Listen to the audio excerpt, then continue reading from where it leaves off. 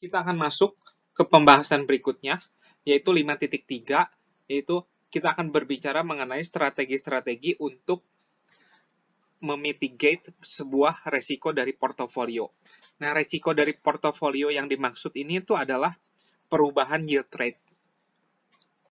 Nah, salah satu cara memitigasi resiko dari sebuah portofolio, ya udah kita tidak perlu membeli bond atau membeli stocks. Kita cukup membeli CD aja, karena CD kan tidak akan terkena dampak perubahan yield rate, karena CD itu yield rate-nya atau return-nya itu udah fix per tahunnya itu berapa dari awal. Nah, bond atau kalau kita ingin membeli bond atau stocks, ya kita beli bond atau stocks yang expired-nya itu sebentar, karena bond yang expired-nya lama itu lagi-lagi lebih rentan terkena dampak resiko perubahan yield rate. Namun dalam subbab ini, kita akan mencari cara yang lain bagaimana mengurangi risiko tersebut. Nah, cara yang lebih smart. Nah, lagi-lagi untuk menjelaskan konsep mitigasi ini, saya akan menggunakan sebuah contoh. Nah, misalkan kita ini bekerja sebagai sebuah investment analysis dari sebuah perusahaan. Nah, kita tuh pernah menerbitkan bond, ya. Kita pernah menerbitkan bond yang akan expire 3 tahun lagi sebesar 100.000. Jadi total yang harus kita keluarkan di 3 tahun ke depan itu 100.000. Nah, kita harus mengenerate 100.000 itu gimana caranya?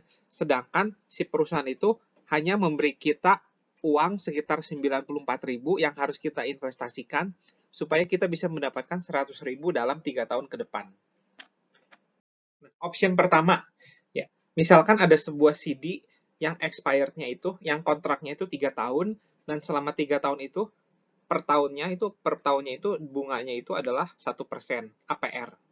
Nah, berapa banyak yang akan kita dapatkan setelah 3 tahun gitu. Ya, kita akan coba mensubstitusikan ini. Jadi 94.000 ya, 1 plus, karena ini APR berarti kita harus bagi 12 ya. Dalam 3 tahun berarti 36. Nah, kita dapatkan uang kita setelah 3 tahun ini adalah 96.861,52. Nah, jadi setelah kalau kita modalnya cuma 94.000, dalam 3 tahun kita nggak akan dapat 100.000. Atau kita bisa balik nih, kalau kita pengen dapat 100.000, nah berapa harganya gitu, harga yang harus kita bayarkan. Nah, ini bisa kita dicari juga nih. Nah, berapakah ini? Ya. Jadi berapakah uang yang harus dikeluarkan oleh perusahaan supaya dalam 3 tahun itu kita dapat 100.000.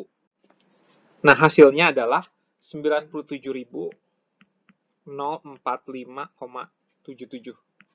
Nah, berarti 94.000 nggak cukup untuk menjadi 100.000. Yang dibutuhkan oleh perusahaan itu adalah, jadi si perusahaan, kalau kita mau pakai option ini, si perusahaan harus ngasih kita sebesar 97.000 untuk mendapatkan 100.000 dalam 3 tahun ke depan. Karena kita kerjaannya itu adalah sebagai sebuah investment analyst, kita nggak boleh punya cuma satu option. Oleh karena itu kita harus melihat opsi-opsi yang lain gitu. Nah, kita beralih ke bond market atau pasar bond. Nah, di sini terlihat bahwa ada, misalkan di pasar market ada 3 buah bond ya. Ada bond yang expirednya 2 tahun, 3 tahun, dan 4 tahun. Kemudian harga bondnya itu udah ada tuh di present value-nya. Ini tuh harga bondnya. Dan kemudian ini adalah yield rate dari bond yang diterbitkan gitu. Ini bond pertama yield rate-nya 3%, bond kedua yield rate-nya 2%, dan bond ketiga yield rate-nya 3%. Nah, itu yield rate sekarang. Tahun depan, ini kan tahun depan bisa beda lagi yield rate-nya. Nah, ini zero coupon bond ya. Nah, jadi kita akan mencoba melihat opsi ini untuk bisa mengenerate 100.000 dalam 3 tahun ke depan. Nah, seperti yang tadi saya sudah bilang, yield rate pada bond itu berubah setiap waktu. Dalam hal ini berubah setiap tahun. Nah, kemudian bond juga ada grade-nya. Jadi ada grade A itu lebih aman dibanding grade B lebih aman dibanding grade C, dan seterusnya. Jadi ada beberapa bond yang lebih aman dibanding bond yang lain, dan ada beberapa bond yang lebih beresiko dibanding bond yang lain. Nah, selain dari grade, bond juga resiko dari sebuah bond itu bisa tercermin dari yield rate-nya. Nah, seperti pada contoh yang tadi tuh. Nah, bond yang pertama itu expired-nya cuma 2 tahun, tapi yield rate-nya itu 3%. Dibandingkan dengan bond yang kedua, itu expired-nya 3 tahun, tapi yield rate-nya 2%. Berarti bond pertama sama bond kedua itu harusnya grade-nya itu lebih tinggi bond yang kedua gitu. Karena yield rate-nya itu lebih rendah. Jadi pasar lebih percaya sama bond yang kedua dibanding bond yang pertama. Nah, bond yang pertama itu mungkin karena nggak ada yang laku, makanya dia kasih yield rate-nya itu agak tinggi. Nah, kemudian kita balik lagi ke pekerjaan kita sebagai investment analyst. Nah, kita pertama-tama kita beli yang lebih aman dulu deh. Yang option 2 kita itu beli yang bond yang kedua tadi, yang expirednya 3 tahun, terus yield rate-nya itu 2%. Nah, supaya kita bisa mendapatkan 100.000 dalam 3 tahun, nah kebetulan bond ini kan expirednya juga 3 tahun, berarti kita bisa beli 100 bond ya. Jadi kita bisa beli 100 bond. Nah, harga yang kita beli, tadi harganya itu adalah 942,32, tapi karena kita beli 100, ya berarti harga yang harus kita bayarkan itu 94.232. Ya. Dan setelah 3 tahun, ini akan expired ya, dan kita mendapatkan lump sum sebesar 100.000. Ya. Nah, ini opsi 2 jelas lebih baik dibanding opsi 1, karena opsi 1 untuk bisa mendapatkan 100.000, kita butuh modal sebesar 97 ribuan.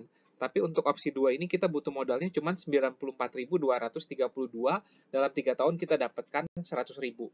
Tapi tentu saja, seaman-amannya bond pasti ada risiko, dan oleh karena ini kita masih punya risiko gagal bayar si perusahaan ini, penerbitnya. Perhatikan bahwa dalam opsi 2 yang tadi, di mana kita ingin membeli bond yang expirednya 3 tahun, itu tidak terpengaruh oleh perubahan yield rate.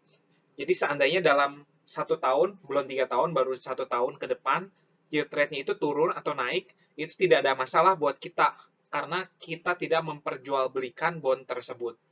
Nah, kita akan terus menyimpan bond tersebut selama 3 tahun, karena bond tersebut itu par value-nya kan 1.000 persatuannya. Terus kita kan punya 100, berarti dalam 3 tahun itu kita pasti dapat 100.000. Asalkan kita tidak memperjualbelikan bond tersebut, kita pasti mendapatkan 100.000. Asalkan si perusahaan penerbit bondnya itu juga nggak gagal bayar. Nah, 100.000 yang kita dapatkan itu tuh namanya aset. Nah, sementara 100.000 yang harus kita bayarkan, karena kita juga kan menerbitkan bond tuh, dalam 3 tahun kita harus bayar sebesar 100.000. Nah, itu adalah liabilities.